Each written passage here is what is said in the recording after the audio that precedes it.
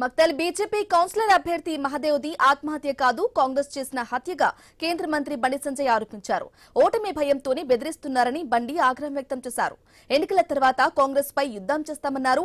BRS అరాచకాలకు ఎదురొడ్డి పోరాడిన చరిత్ర బీజేపీది అని గుర్తు చేశారు. బీజేపీ కార్యకర్తలు ధైర్యంగా ఉండాలని బండి సంజయ్ సూచించారు.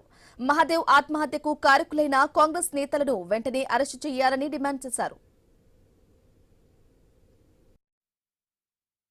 మీకు ధైర్యం ఉంటే, మీకు చీము నెత్తురుంటే డైరెక్ట్ బరిలో దిగి మీకు గెలిపేదో చూపట్టండి.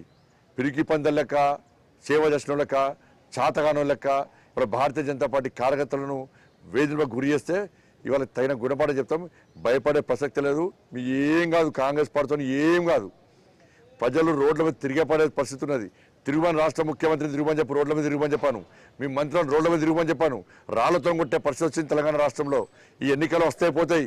ఎన్నికల తర్వాత మిమ్మల్ని వదిలిపెట్టే ప్రసక్తి లేదు. మహదేవ్ మృతి వాళ్ళ ప్రతి భారతీయ జనతా పార్టీ కార్యకర్తలు కూడా ఆవేదన రగిలిస్తున్నాయి, అలా ఆవేశం రగిలిస్తున్నది. మా యొక్క సహనాన్ని మీరు పిరికితనంగా భావిస్తే ఇలా తిరగబడుతున్న విషయాన్ని గుర్తుంచుకోరు. వదిలిపెట్టే ప్రసక్తి లేదు.